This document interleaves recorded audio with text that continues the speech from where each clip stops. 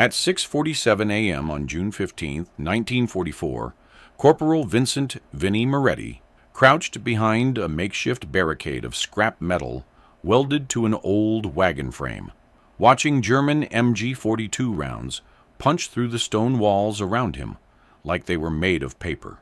His three-man machine gun squad was pinned in a collapsed farmhouse outside Carentan, France, with zero cover, 400 rounds remaining, and a Panzer Grenadier company closing from three directions. The rusted shield in front of him, assembled from salvaged armor plating and condemned transport parts, had already been declared unauthorized equipment by his battalion commander twice. In the next 4 hours, it would save 17 American lives and force a complete rewrite of infantry doctrine regarding improvised field fortifications. Vincent Moretti grew up in South Philadelphia, the youngest son of a junkyard owner who specialized in automotive salvage. From age 12, Vinnie spent afternoons in his father's yard on Passyunk Avenue, cutting apart wrecked Fords and Chevrolets with an acetylene torch, sorting steel by grade, learning which metals could be welded and which would crack under stress. He developed an eye for structural integrity, could tell you whether a bent frame rail would hold weight or collapse just by running his hand along the grain. His brothers handled the business side. Vinnie handled the torch. He enlisted 3 weeks after Pearl Harbor, turned 19 in basic training at Fort Dix. The Army looked at his junkyard background and assigned him to a machine gun squad in the 2nd Battalion, 502nd Parachute Infantry Regiment, 101st Airborne. Not as a gunner, as the ammunition bearer and squad mechanic, the kid who could fix anything with wire and profanity. Moretti arrived in England in September 1943, trained for the invasion through the winter, jumped into Normandy at 1:14 a.m. on D-Day, with 90 pounds of gear and a disassembled Browning M1919 strapped across his back, landed in a flooded field 3 miles from his drop zone, spent 6 hours wading through chest-deep water to find his unit. What he found was a doctrine that was killing men faster than German bullets. The M1919 Browning was a magnificent weapon, 30-inch barrel, 400-600 rounds per minute, effective range of 2,500 yards. On a static defensive position, with sandbags and overhead cover, it dominated. But in the Norman hedgerows, where infantry fought house to house and field to field with minimal preparation time, the doctrine created a fatal vulnerability. Standard procedure required the gun team to establish position, dig in, and create overhead cover before engaging. The problem was time. German doctrine emphasized immediate suppressive fire. MG-42 teams could set up and start firing in 8 seconds. American gun crews needed 3 minutes to properly emplace, according to regulations, dig prone position, stack sandbags, create frontal protection. In those 3 minutes, men died. Moretti watched it happen on June 8th, outside Santa Mary-Glise. Sergeant Hayes and his gunner, Private Kowalski, caught a mortar barrage while still digging their position. Hayes took shrapnel through both legs. Kowalski died instantly, hit in the head, while his hands were still on the shovel. The gun never fired a single round. 3 days later, Corporal Danny Chen's squad set up in a barn near Saint-Côme-du-Mont. Followed doctrine perfectly. Sandbags stacked, overhead timber, proper fields of fire established. Then a Panzer IV spotted the position and put 3 75mm rounds through the barn wall. Chen survived. His assistant gunner, Private Morrison, did not. Neither did Private First Class Valdez, the ammo bearer. Moretti knew Chen from the ship crossing. They'd played cards together, traded cigarettes. Chen was from San Francisco, worked in his uncle's restaurant before the war, had a photograph of his girl that he showed everyone whether they wanted to see it or not. After Morrison died, Chen didn't show the photograph anymore. By mid-June, 2nd Battalion had lost 11 machine gunners and 14 crew members in 9 days of combat. The casualty rate for gun teams was running at 43%. triple the rate for riflemen. Commanders attributed it to insufficient preparation of defensive positions and failure to utilize adequate cover. They issued new directives emphasizing proper emplacement procedures. Moretti saw it differently. The problem wasn't that crews weren't digging in properly. The problem was that they couldn't dig in fast enough. German doctrine was built around mobile suppressive fire. Their MG-42 teams moved light, fired immediately, relocated constantly. American doctrine was built around static defensive positions that took time to establish. In fast-moving infantry combat, time was exactly what nobody had. He tried explaining this to Lieutenant Whitmore after Chen's squad got hit. Whitmore was a decent officer, Virginia Military Institute graduate, actually listened to enlisted men when they had something to say. But he was also a by-the-book officer who believed doctrine existed for good reasons. "The gun weighs 41 pounds, Moretti," Whitmore said. "Add the tripod. That's 55. You want crews carrying more weight." "Not more weight, sir. Different protection. Something mobile." "Like what?" "Like a shield. Something they can move with the gun set up in 30 seconds instead of 3 minutes. Whitmore frowned. "We don't have shields." "We could make them." "From what?" "Salvage. There's wrecked vehicles everywhere. Half-tracks, trucks, armor plating. Enough steel lying around to equip every gun in the battalion." Whitmore shook his head. "Improvised equipment needs engineering approval. You'd have to submit specifications. Wait for review. That's weeks, maybe months. Men are dying now, sir. Men die in war, Corporal. That's not an excuse to abandon doctrine." The conversation ended there. Whitmore wasn't being callous. He was being practical. The Army was a bureaucracy. Change moved through channels, required paperwork, needed approval from people who'd never been shot at. Moretti understood that. He also understood that following proper channels meant watching more friends die while the paperwork made its rounds. On the night of June 13th, Moretti's squad bivouacked in a partially destroyed barn near Carentan.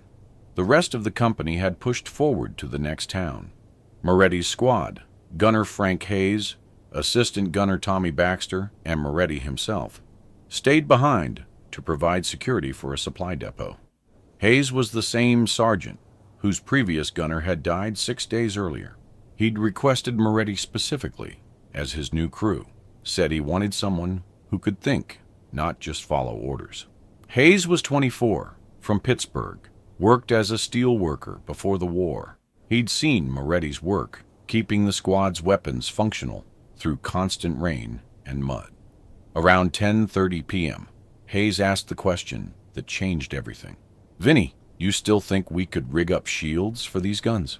Moretti looked up from cleaning carbon out of the M1919's gas chamber. "Yeah, why?" "Because I'm tired of watching good men get killed while they're digging holes." Hayes spat tobacco juice into the dirt. "Whitmore said no?" "Said it needs engineering approval."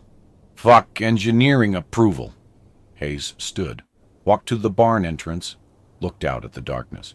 "We got 300 yards of German line out there. They probe every night. If they hit us hard before the company gets back, we're dead. Doctrine says dig in, but this floor is limestone. Take us an hour to dig proper positions. So what do? Moretti thought about his father's junkyard, about the hundreds of times he'd solved problems not by following proper procedures, but by looking at what materials were available and figuring out what they could become. "There's a burned-out half-track about 400 yards south," he said slowly. "Armor plating's still good. German rounds didn't penetrate. And there's that wrecked farm wagon by the road, the one with the steel axles." Hayes turned. "You thinking what I think you're thinking? Build a mobile shield. Weld the armor plating to the wagon frame. Mount it on wheels so we can move it. Position it fast. Put the gun behind it. How long would that take? Got my torch, got rod, got cutting tools. Maybe 3-4 hours if I work steady." Hayes was quiet for a long moment. Then, "If anyone asks, I authorized it. This goes bad. Court-martial's on me, not you. Sarge, they'll bust you down to private. Then I'll be a private who's still alive. Hayes pulled out his canteen, took a drink. Do it. Moretti worked through the night with a fury that surprised him. The half-track's frontal armor was 3/4-inch steel, angled at 30 degrees, designed to deflect small arms fire. He cut 3 plates, each about 30 inches wide and 40 inches tall. The acetylene torch hissed blue-white in the darkness, sending sparks cascading across the barn floor. The wagon frame was old, pre-war construction, but solid, probably used for hauling hay. The wheels were wooden with steel rims. The axles were steel rod. He reinforced the frame with additional cross-bracing cut from the half-track's hull, creating a rectangular structure about 4 feet wide. The hard part was the angle. Armor worked best when sloped, bullets deflected rather than penetrating. He positioned the 3 plates to create a 45-degree forward slope, welding them to the wagon frame so they overlapped like roof shingles, left a 6-inch gap at the bottom for the M1919's barrel to protrude through. His hands cramped. The torch made his eyes water, even through the welding goggles. He cut his left thumb on a sharp edge, wrapped it with electrical tape, kept working. The tropical humidity of Normandy summer mixed with heat from the torch until sweat soaked through his uniform. By 2:15 a.m., the basic structure was complete. He tested it by pushing. The wagon wheels rolled smoothly, despite decades of rust. The whole assembly weighed maybe 120 pounds, about what 3 men could move easily. Then he reinforced the weak points, added steel straps across the welds, welded a bracket to mount the gun's tripod directly to the wagon frame so the weapon stayed fixed while the shield rolled, created a small observation port by leaving a 2-inch gap between the top 2 plates, just enough to see through without exposing the gunner's head. At 3:40 a.m., he stepped back and looked at what he'd built. It was ugly as sin. The welds were rough. The armor plates were scorched and pitted from whatever had destroyed the half-track. The wooden wheels looked absurdly out of place next to the military hardware. It looked like something built in a junkyard, which, Moretti supposed, it was. Hayes and Baxter came to look around 4 a.m. Hayes walked around the contraption twice, saying nothing. Then he grabbed one end and pushed. The shield rolled forward smoothly, barely making a sound. "Jesus Christ, Vinnie," he said quietly. "You actually did it. Don't know if it'll work, Sarge. Only one way to find out." Hayes looked at Baxter. "Tommy, help me mount the gun." They positioned the M1919 on its tripod, locked it into the bracket Moretti had welded to the frame. The barrel protruded through the gap perfectly. Hayes crouched behind the shield, sighted down the barrel. "Can't see shit through this observation port." "Better than seeing the muzzle flash of the gun that kills you," Moretti said. Hayes grunted. "Fair point." They pushed the entire assembly, shield, gun, tripod, all of it, across the barn floor. It rolled smoothly, made almost no noise. 2 men could position it in about 15 seconds. "Battalion commander's going to lose his mind when he sees this," Baxter said. "Battalion commander's in St. Lo," Hayes replied. "By the time he hears about it, we'll either be dead or we'll have proven it works." He looked at Moretti. "Get some sleep. We test this thing tomorrow." Moretti didn't sleep. He sat in the barn entrance, watching dawn break over the Norman hedgerows, wondering if he'd just built something that would save lives, or if he'd just violated enough regulations to end up in Leavenworth. Around 6 a.m., a runner arrived from company headquarters with new orders. German forces were massing near Carentan. The company was pulling back to consolidate positions. Moretti's squad needed to hold the supply depot until trucks arrived to evacuate equipment. Estimated arrival time, 11 a.m. 5 hours. Alone. With a German company probing for weak points. Hayes read the orders twice. Then he looked at the rusted wagon shield sitting in the corner of the barn. "Guess we're going to find out if this thing works," he said. At 6:47 a.m., the first German patrol appeared. Moretti was positioned at the barn's eastern window with his M1 Garand, watching the tree line 400 yards out. He saw movement, field gray uniforms moving in staggered formation. He counted 8 men, maybe 10. Advanced scouts. "Contact east," he called. "Squad strength patrol." Hayes was behind the shield in the center of the barn, barrel pointed toward the main approach. "Let them get closer. We engage. Every Kraut in 2 miles knows we're here." The patrol advanced to 300 yards. They were being cautious, expecting resistance. At 150 yards, they stopped. Moretti could see them clearly now. Panzer Grenadiers, regular infantry, not elite troops, but not green either. They set up a light machine gun in a hedge line and started scanning the barn. "They've seen us," Baxter said from the western window. The German MG-42 opened fire. The sound was unlike anything Moretti had experienced. Not the steady hammering of American .30 caliber, but a high-pitched buzz-saw scream. Rounds coming so fast they created one continuous roar. The Germans called it Hitler's zipper. The cyclic rate was 1/200 rounds per minute, double the Browning's speed. Bullets smashed through the barn's wooden walls like they weren't there. Splinters exploded. Stone fragments flew from the walls. Moretti pressed himself flat, felt rounds pass inches overhead. Hayes didn't move. He crouched behind the shield, completely protected, watching through the observation port. The German rounds hit the angled armor plates and whined away into the air, deflected. The wagon shield didn't even shake. "Baxter, load belt!" Hayes shouted. Baxter crawled across the floor, fed a 250-round belt into the M1919's receiver. Hayes charged the weapon, sighted through the narrow gap, and returned fire.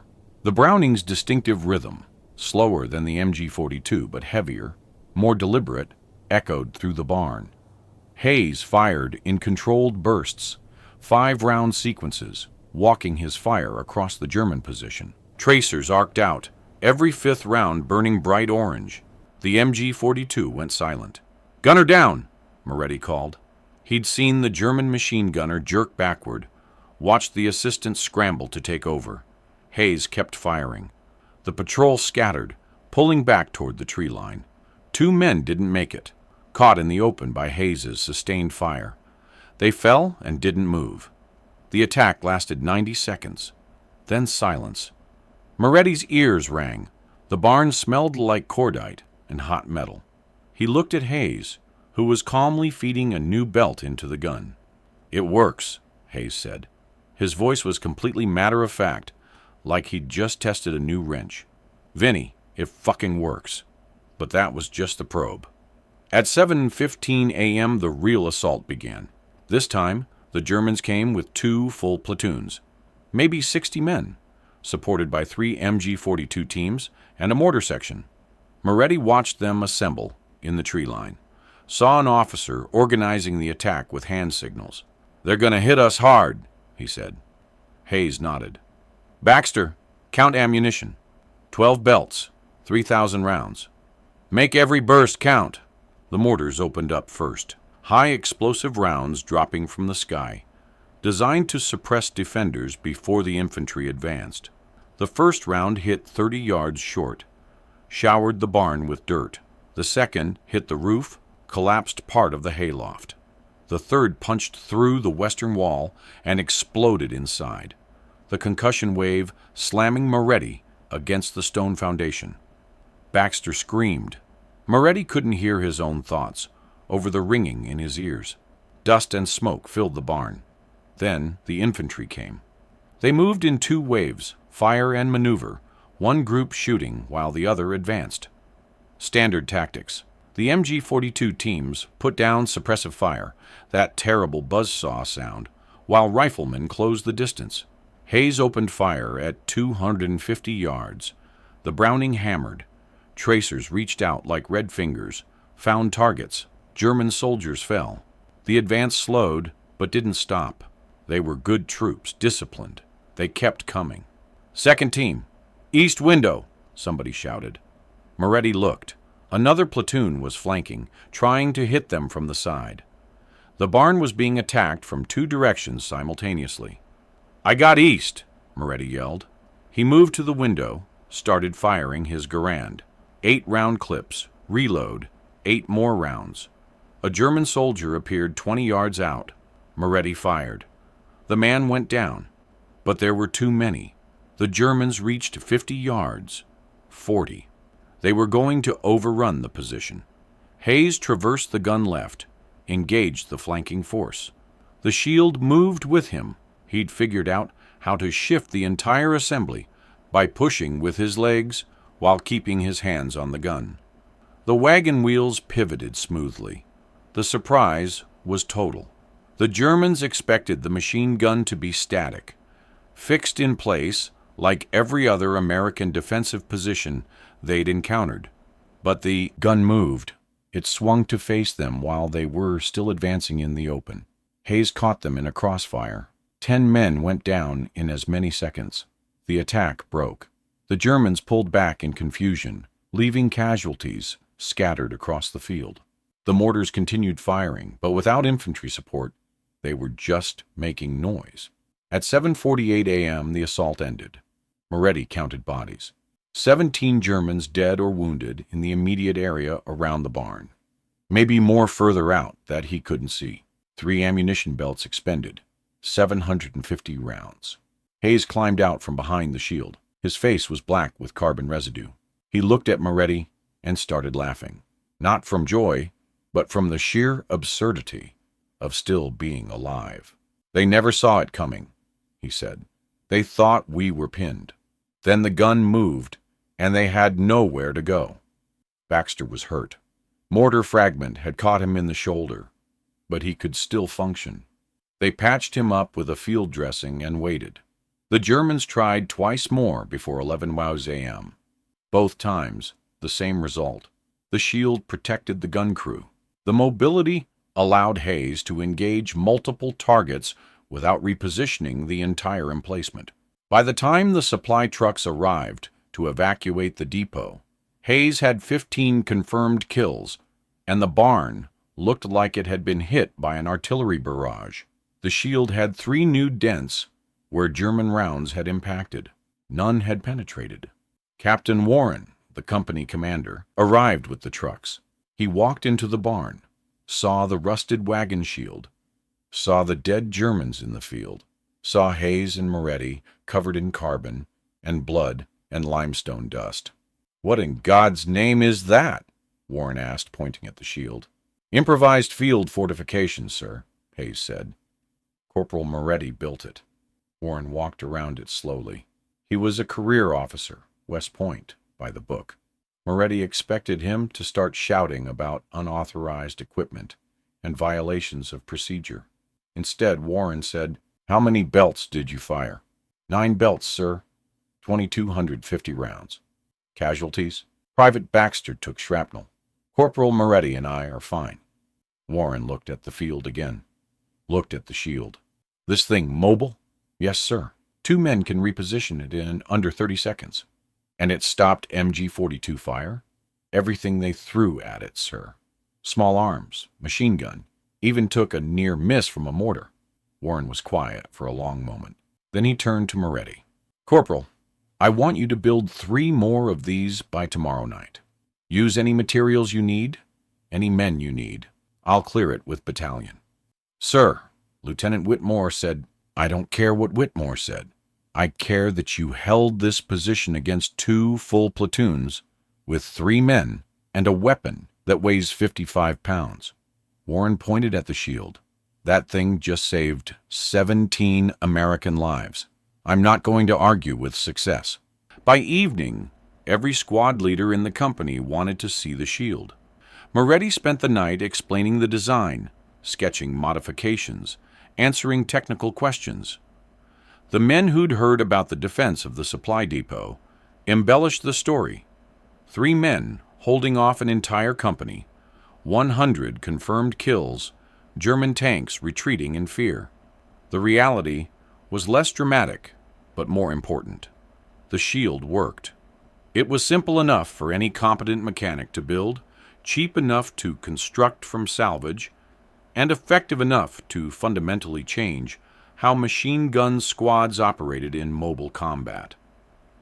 Within 3 days, Moretti had trained 6 mechanics from different companies. They built shields from whatever materials they could scavenge, armor plate from destroyed tanks, steel panels from wrecked trucks, even boilerplate from bombed-out factories. The designs varied, but the principle remained constant. Mobile protection that allowed gun crews to establish positions in seconds instead of minutes. No official documentation existed. No engineering approval was sought or granted. The shields spread through informal networks, mechanic to mechanic, squad to squad. Officers who saw them in action didn't ask questions. They just requested their own.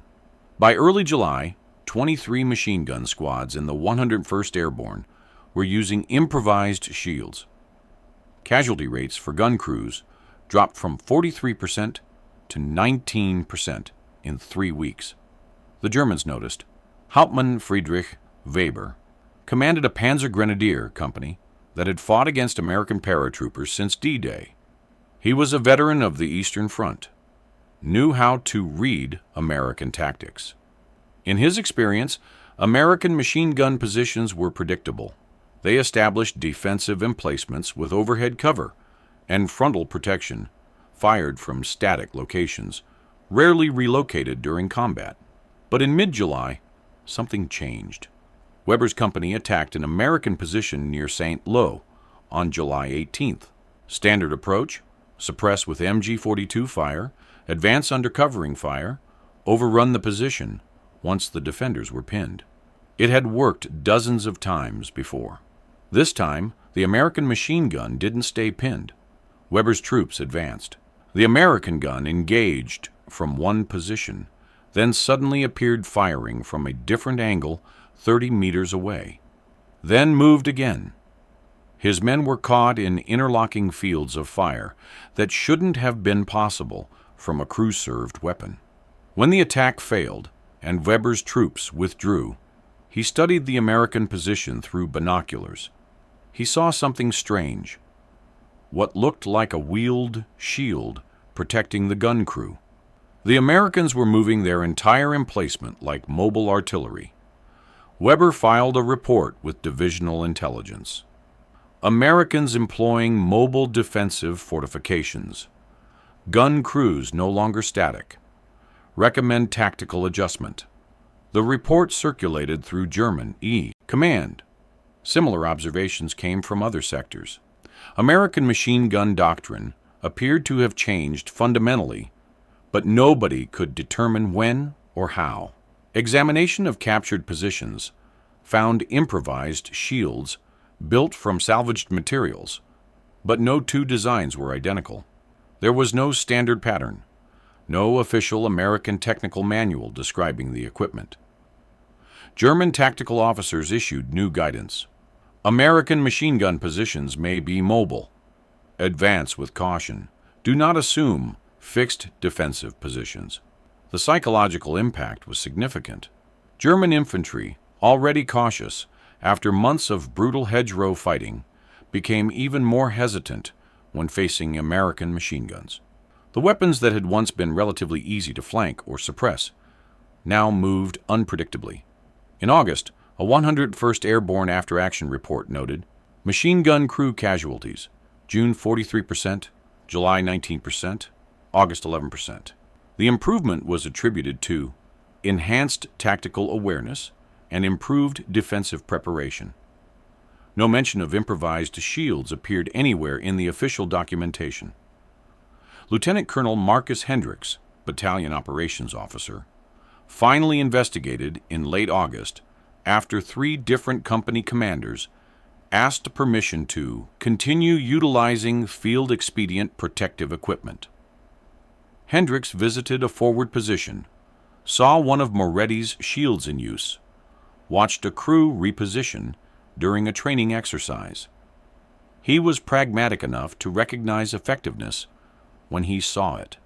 But he was also Army, which meant dealing with regulations. "This needs engineering evaluation," he told Captain Warren. "If someone gets hurt because a weld fails or a shield collapses, it's my ass." Warren nodded. "Send it up the chain, sir. But while you're waiting for approval, can my men keep using them?" Hendricks thought about that.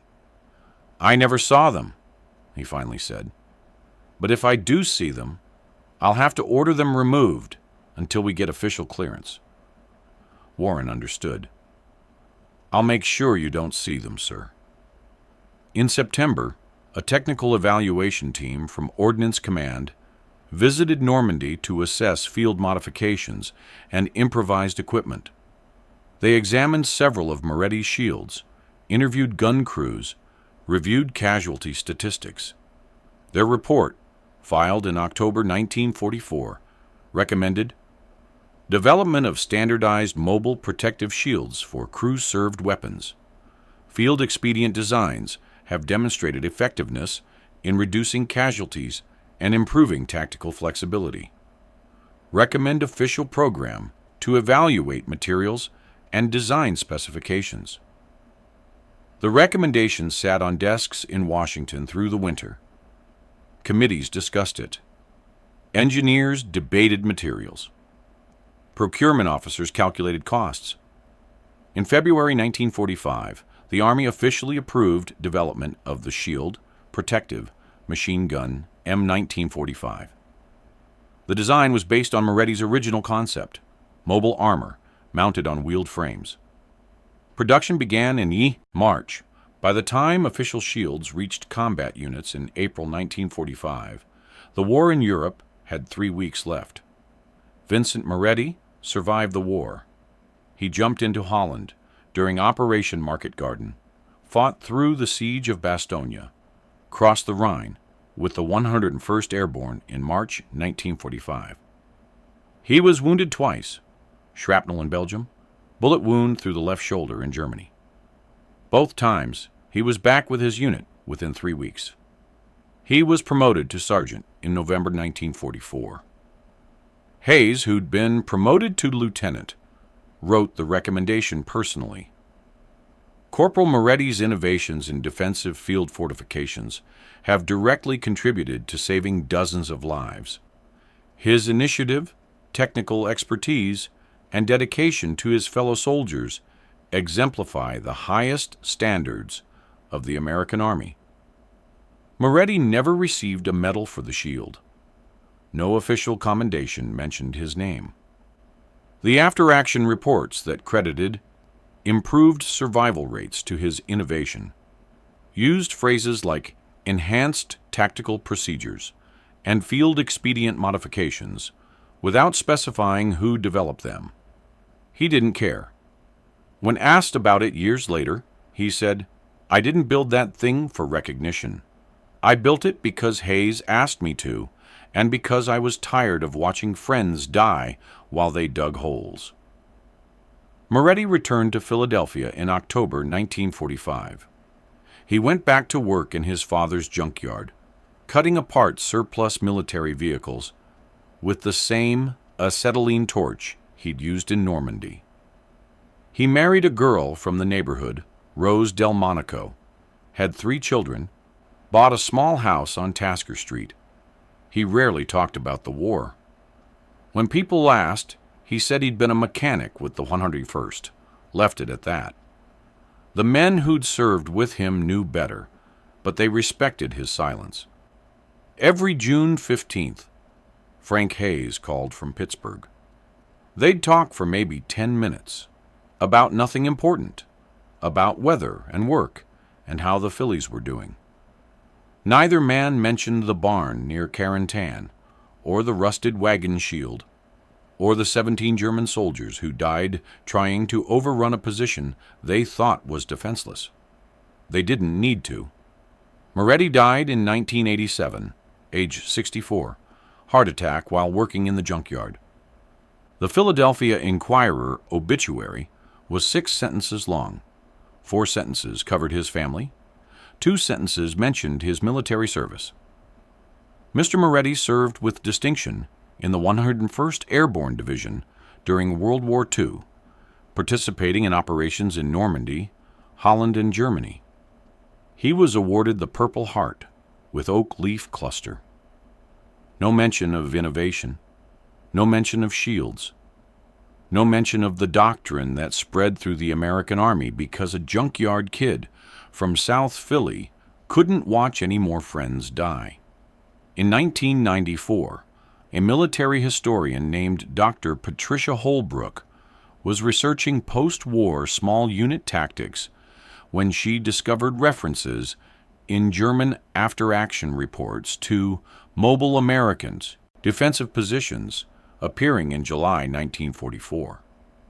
She cross-referenced with American casualty statistics and found the dramatic drop in machine gun crew casualties during the same period.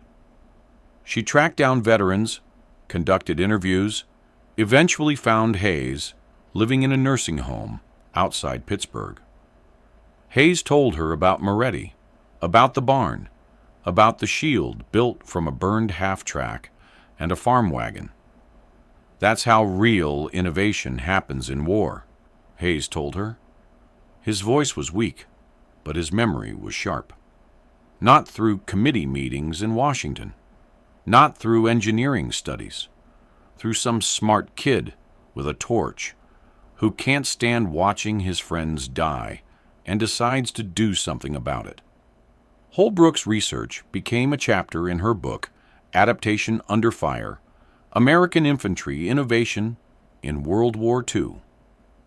She calculated that the improvised shields, spreading informally through several divisions between July and September 1944, likely saved between 400 and 600 American lives before official production began. She dedicated the chapter to Corporal Vincent Moretti and Sergeant Frank Hayes and all the enlisted men who won the war by refusing to accept that men had to die just because regulations said so. The principle lives on. Modern military doctrine emphasizes adaptability and field innovation. The Army's current training manuals include sections on constructing expedient defensive positions from available materials. Marine Corps small unit tactics stress the importance of enlisted initiative in combat situations. None of this is attributed to a 20-year-old corporal working by torchlight in a Norman barn. But that's where it started. That's how innovation actually happens in war. Not through official channels or proper procedures or engineering approval. Through soldiers who see the problem, understand the solution, and have the courage to act even when regulations say they shouldn't. Through men like Vincent Moretti, who knew that sometimes the right thing to do is also the unauthorized thing to do, and who decided that saving lives mattered more than following rules. That barn near Carentan is gone now, collapsed decades ago. The shield Moretti built was probably scrapped in 1945, melted down with thousands of other tons of military surplus. No museum displays it. No monument commemorates it. But 17 American soldiers walked away from that supply depot on June 15, 1944, when doctrine said they should have died. Hundreds more survived the next 3 months because mechanics and squad leaders looked at rusted metal and broken wagons and saw something that could save lives. That's the real legacy. Not the shield itself, but the idea behind it. That enlisted men in combat, the ones actually facing the problem, often understand the solution better than officers hundreds of miles away in safe headquarters. Vincent Moretti understood that. So did Frank Hayes.